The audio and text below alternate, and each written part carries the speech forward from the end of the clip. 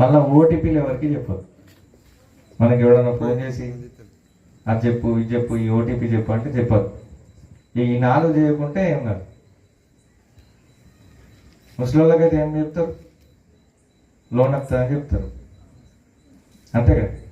నీకు పొలం ఉండడానికి తెలిసిపోతుంది ముందు. సపోజ్ మీకు పొలం మీద లోన్ ఇస్తాం, తక్కువ వడ్డీకి లోన్ ఇస్తాం, ఇట్లాంటివి చెప్తారు. ఆవురు ఏడవైన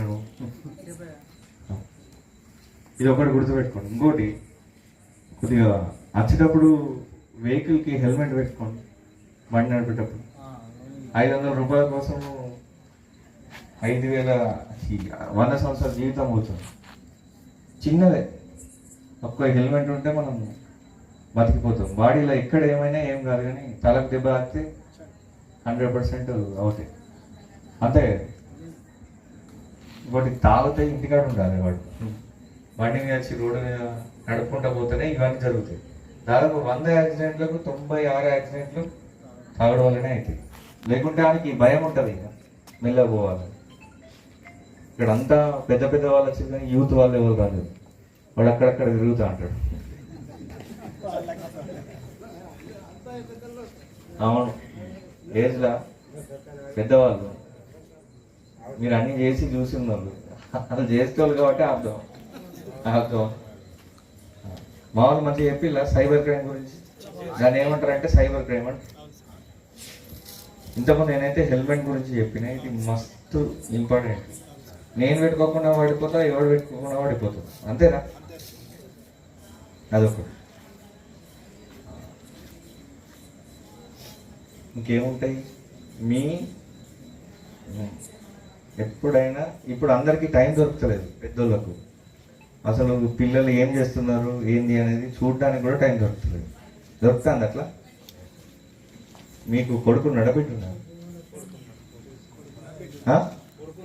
ఎంత చదువుతాడు ఏం చదువుతాడు చూస్తాను రోజు. ఆయన ఏం చదువుతాడు, ఏ సెల్లో చూస్తాడు, ఏం చూస్తాడు, ఎవరితో మాట్లాడుతాడు చూసినాం. చూడు, అన్నిటికీ కారణం సెల్ ఫోన్ ఒక్కటే. సెల్ ఫోన్ ఒక్కటి పక్కకు పెట్టడం అంటే మనం అన్ని తీరులో మంచిగా ఉన్నట్టు. చిన్నపిల్లలు ఉంటారు, 8th 9th పిల్లలు ఉంటారు, స్కూల్కి పోయి వస్తారు, వచ్చి తక్కువ సెల్ తీసుకొని ఇన్స్టాగ్రామ్లో రీల్స్ చూస్తారు. ఇన్స్టాగ్రామ్, ఫేస్బుక్ చూడొద్దని చెప్పారు. మనం కూడా సెల్ ఇస్తాం, ఫోన్ లేని ఒక అవే మన లైఫ్కి దెబ్బకి. అందులో ఏదేదో తెలుస్తుంది, ఎవరెవరో పరిచయం అవుతారు, ఏదో జరుగుతుంది, వాళ్ళ ఫ్యూచర్ మొత్తం నాశనం అవుతుంది. అది అమ్మాయి అయినా అబ్బాయి అయినా. మనం వాళ్ళు ఏం చేస్తున్నారో మనం తెలుసుకోలేకపోతే అయిపోయినట్టే కదా మొత్తం. ఇప్పుడు నా సెల్లో నేను ఏం చేస్తున్నా అనేది ఎవరైనా అబ్జర్వ్ చేస్తారని, ఎవరైనా చూస్తారనే భయం ఉంటే నేనేం చేస్తాను, జాగ్రత్తగా ఉంటాను. ఎవరు చూడరు ఏం కాదంటే నా ఇష్టం అనేది చేస్తాను, అంతే కదా. ఈ స్కూల్కి పోయి వచ్చిన పిల్లల్ని, బయట చదువుకునే వాళ్ళని అందరిని జాగ్రత్తగా చూసుకోవాలి. అందరిని జాగ్రత్తగా తీసుకో అందరిని జాగ్రత్తగా చూసుకోవాలి.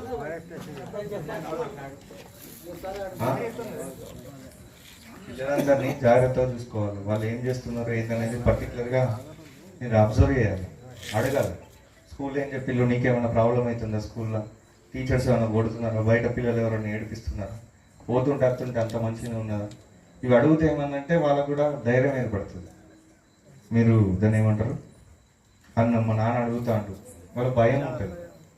ఏదైనా ప్రాబ్లం ఉంటే చెప్పుకుంటారు. మీరు ఏం అడగకుంటే వాళ్ళు ఏం చెప్పరు, చెప్తారు అట్లా. అందుకే ఖచ్చితంగా మానిటరింగ్ అంటారు దీన్ని. వాడు ఏం చేస్తున్నాడు ఏందనేది చూడకపోతే మా లైఫ్ అనేది వెళ్ళిపోతుంది. ఇప్పుడు సిటీలో చదువుతున్నాడు అంటున్నావు మీ అబ్బాయి, ఆయన దగ్గరికి వారానికి ఒకసారైనా పోవాలి. అక్కడ ఏ రూమ్లో ఉంటున్నాడు, మన దోస్తులు ఎవరు, ఎక్కడెక్కడో ఉన్నారు, ఏ టైంకి వస్తాడు, ఏ టైంకి పోతాడు, తెలిసిన వాళ్ళ దగ్గర ఉంచాలి. అప్పుడు నీకు ప్రతి ఒక్కటి పిన్